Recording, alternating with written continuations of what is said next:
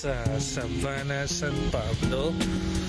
So yan, magbibigay tayo ng update for Savannah, San Pablo. Andito tayo ngayon sa phase 2 ng Savannah, San Pablo. And nandito ako mismo sa mismong barracks. Ito na yung extension. Itong nakikita nyo ngayon. Ito yung ginawang barracks ngayon. Yan.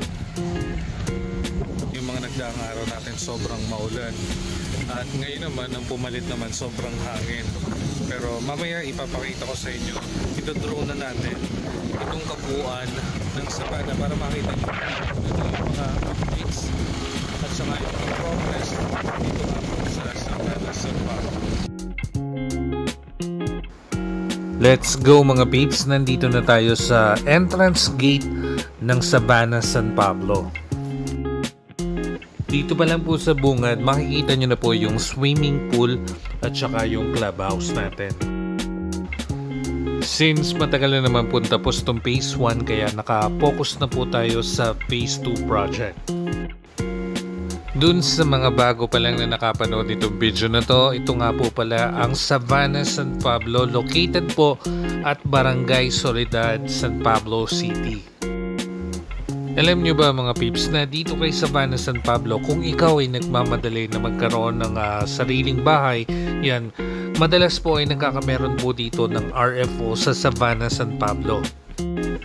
Kung ikaw ay interesado po na mag-avail dito sa Savannah, San Pablo, yung number po namin ilalagay ko lang po sa screen at pwede nyo rin po kaming i-message sa aming Facebook page, Gigante Real Estate Services. Kung napanood nyo naman po itong video na to sa aking YouTube channel, huwag nyo pong kakalimutan na i-subscribe din po ang aking YouTube channel, Marcus J. And pakihit na rin po ng notification bell para lagi po kayong updated sa mga gagawin kong videos kagaya po nito. Kitang-kita nyo na mga peeps na marami nang na-turnover at nakatira dito sa phase 1. Ngayon, isang malaking shoutout muna sa lahat ng mga homeowners ng phase 1 Savannah, San Pablo. Yan, hope nakasubscribe po lahat kayo sa aking YouTube channel at naka-like and follow din po kayo sa aking Facebook page. Para lagi nyo po nakikita yung mga bagong kaganapan dito po sa Savannah, San Pablo. Yan mga peeps, nandito na tayo sa harap ng phase 2. Now, ito yung block 4, hindi pa po siya nako-construct and ganun din po yung block 6. Ito mga peeps yung dating barracks. So, yung part ng konti ng block 3 at saka ng block 4 at 6, yan po yung pwesto ng dating barracks. Dito rin po sa part ng block 2 yan, meron pa pong hindi po na ko-construct pa ng mga units. So yan ang mga naiwan po natin, block 2, block 4, block 6 at saka yung part po ng block 3. Makikita nyo naman po yung mga naiwan na gamit from barracks. Yan. Kitang-kita nyo po na ginamit talaga siya na barracks itong area na to. Then, eto naman po yung hilera po ng block 5. So yan din pala, may mga naiwan din po sa part ng block 5. Then yan po yung block 8.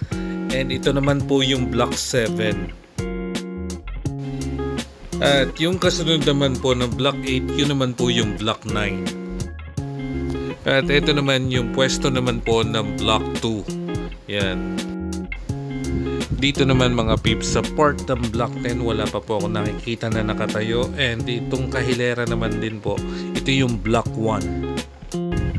So yan mga peeps, para dun sa mga nag-aabang ng update para dito sa phase 2 ng Savannah, San Pablo, eto na po yung latest update po natin as of November 17, 2023. For the meantime, makikita nyo po dito sa video na 100% completed na po ang phase 1.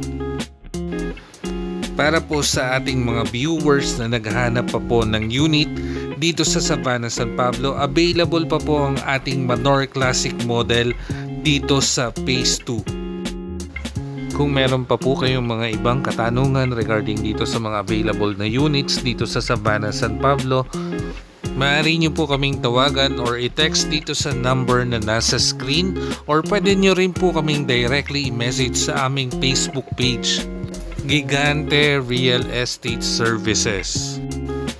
Pwede nyo rin po kaming i-visit sa aming office located po at M. Paulino Corner, Rizal Avenue. Tapat po ng BDO M. Paulino, nakatabi po ng Liceo de San Pablo. Dito po kami sa second floor ng Baldelion Building, tabi lang po ng MS Moda. At reminder lang po mga peeps, always transact lang po sa ating mga licensed and accredited real estate service practitioner para na rin po maiwasan natin na ma-scam or magka-problema sa ating kukuhaning unit. So that's it for today's video. I hope nagustuhan nyo po itong update natin sa Savannah Phase 2. Thank you for watching.